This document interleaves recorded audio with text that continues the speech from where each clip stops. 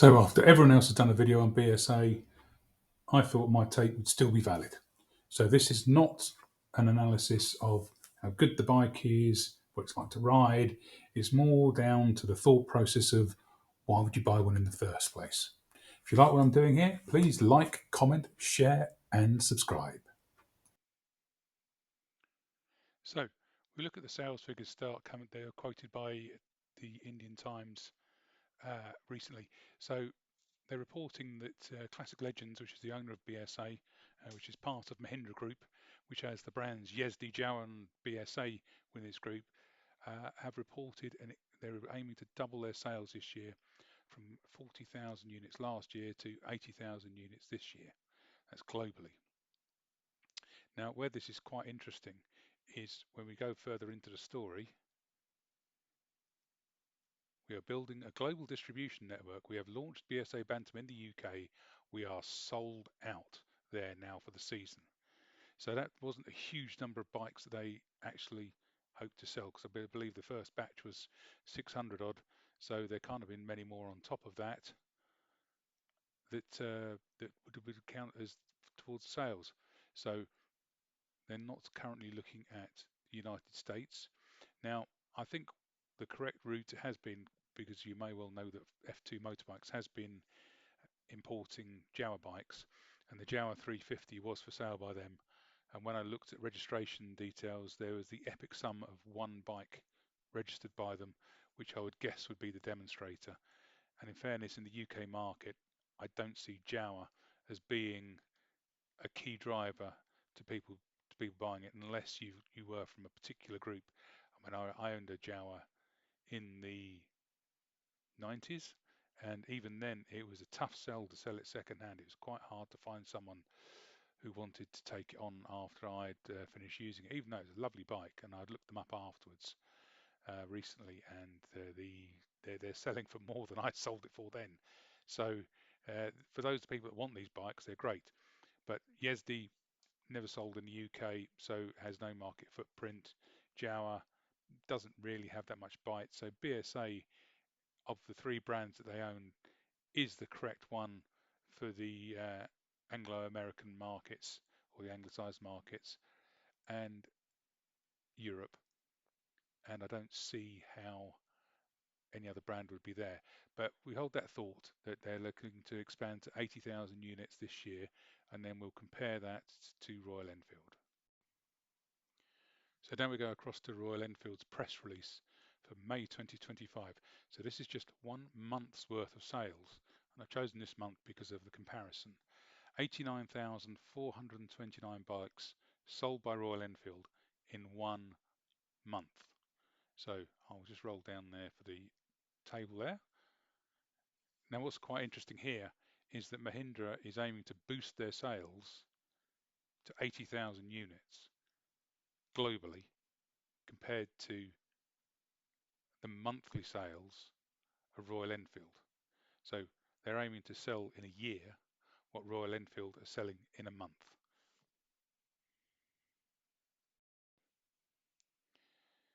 Now, some of the reviews have been quite critical of the Jawa 350, certainly over in India, and I can link that video below so you can watch it later at your leisure. But it'd be interesting just to compare the differences between the two bikes. So clearly they're both four strokes, they're both 350s. Interestingly, the 42 here has got the same compression ratio, but the 350cl, so that may well be another market bike for using lower quality fuel. So we'll stick to this side. So we can see the maximum bhp here is 29, and this one is rated at 21.45 kilowatts. So quick calculate is as good as you like, the same 29 brake horsepower. So we can consider this column on the right to be the same bike. We have, broadly speaking, the same weight within a kilo, the same top speed. So what we need to look at is, are things like the wheels different? So we've got an 18-inch front and a 17-inch rear. And if you go over to here, we have 18 and 17. Oh, there we go, 100 over 90, 140 over 70. So yeah, same tyres. That one's slightly narrower on the rear, so they put a slightly wider rear tyre, and that is tubeless. The discs, interestingly, the Jawa discs are smaller than the BSA ones, so the BSA has got a stronger front stopper, which is quite interesting because the reviewers have commented on how good the brakes on the bike are. The fuel tank capacity, I believe, was the same when I last saw, 13.2 or 12.5 with a 2 litre reserve. So we're going to say it's the same. So I don't think there's a massive amount of differences between the Jawa product and the BSA product in terms of engine and performance, but that does not necessarily mean that there is a different engineering that goes into the frame and how it's presented to the UK market. Now I've switched over to the Indian website from the European one. You broadly speaking got these same capacities, same designs, but they're given the specifications in a slightly different way. So you can't just sit down and go, yes, that's the same. But there's a strong suspicion there that these bikes are very, very similar. So for me, where the critical difference lies for buyers is if we look at the company histories. Now, when we consider, I mean, you look at different things. On the BSA official website, it says money troubles in 1971, closed the door in 1973. Wikipedia has chosen, or whoever's edited this page has chosen 1972. And if we look across to the Triumph page, although there was some sort of conglomeration here within the Norton Villiers Triumph, the Triumph company itself sort of soldiered on until 1983 and then was bought by John Bloor. So what you have to consider is if we take 1972, now realistically a 20-year-old guy would have been born in 1952, would probably have been somewhere along the lines of the target market because they weren't really making a huge number of the small bikes. They were still making the little two-stroke 125s, but they were pretty much at the end of their production cycle being a knockoff of the old DKW from the war reparations, and they were only just about planning to update that bike when they went down the Swanee. But even if we go back to say, well, let's go back to 17, and the 17-year-old went out and they bought themselves a brand new BSA.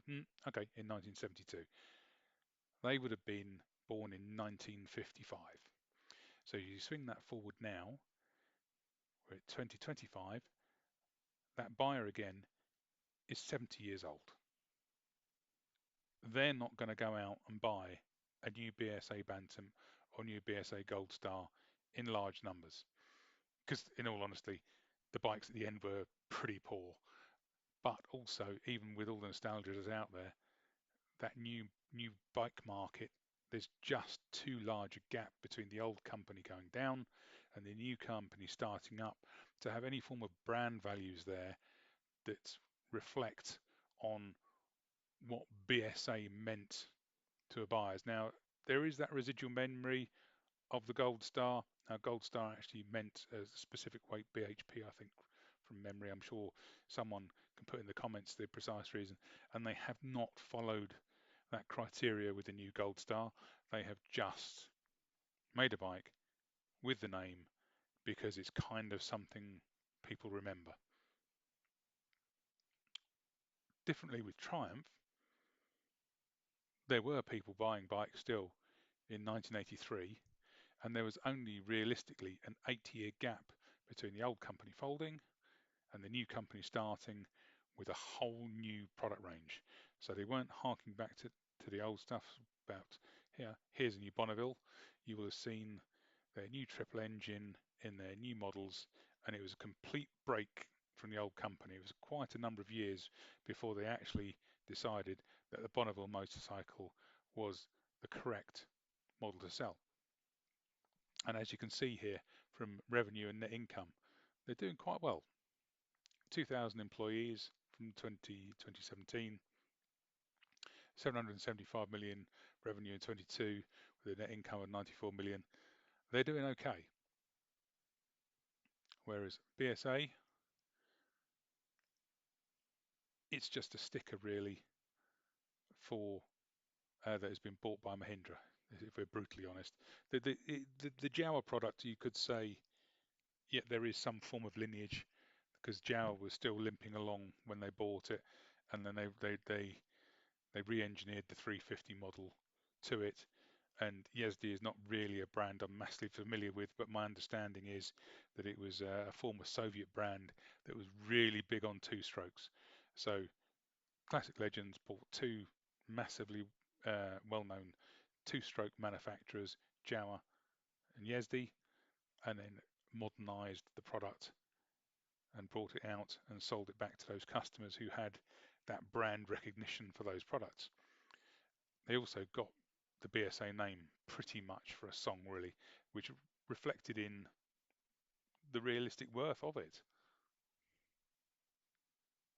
Now, unquestionably, they have got that BSA look to their product. There's no doubt about that. But what they're going for is that modern classic look. Now, this is the right market to go for at the current time. But I do wonder, when this process runs its course, will there still be a market for them to sell to, because they don't have a modern motorcycle to offer people. So, arguably Royal Enfield have with the Himalayan 450, and their 450 models are a modern choice, and the Hunter is a modern style of motorbike, and indeed is their largest selling model.